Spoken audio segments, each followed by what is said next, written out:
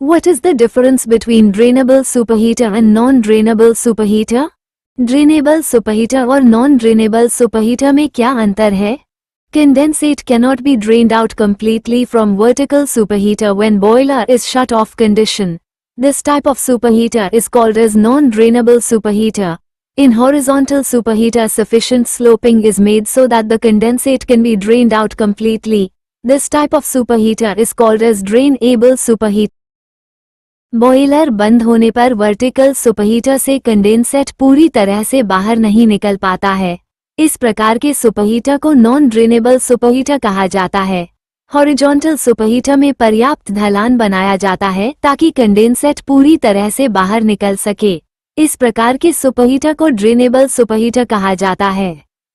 On what factors do the furnace depth, width and height depend?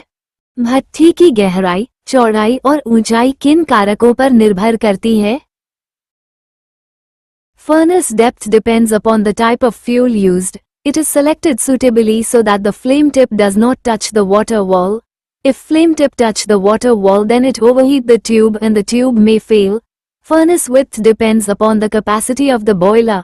Furnace height decided according to the furnace exit flue gas temperature requirement. More height of furnace, more is the furnace observation and less is furnace exit flue gas temperature. भट्ठी की गहराई प्रयुक्त ईंधन के प्रकार पर निर्भर करती है।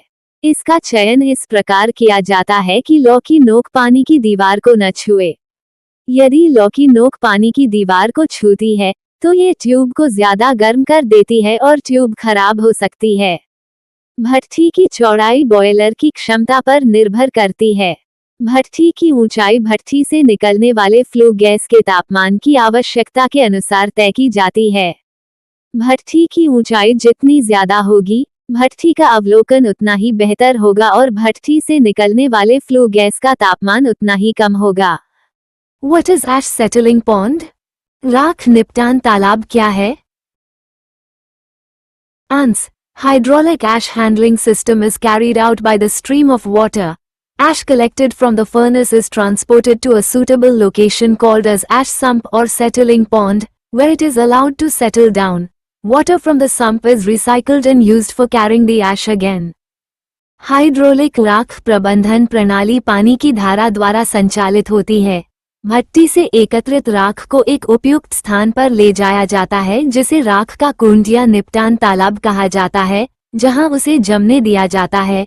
कुंड के पानी को पुनर्चक्रित किया जाता है और राख को पुनः ले जाने के लिए उपयोग किया जाता है। Q129 When is drum vent opened and when is it closed? Drum went कब खोला जाता है और कब बंद किया जाता है? Drum air vent opened during boiler startup to release air and dissolved gases, and then closed once the steam pressure reaches a certain pressure at 2 kg per square centimeter to prevent steam loss and to maintain pressure.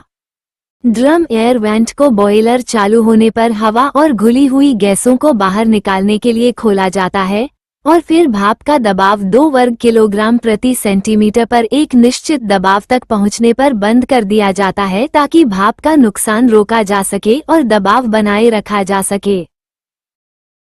On what factor, S, does the pipe wall thickness depend? Pipe की दीवार की मोटाई किस कारक, S, पर निर्भर करती है? The wall thickness of pipe depends upon the schedule of the pipe.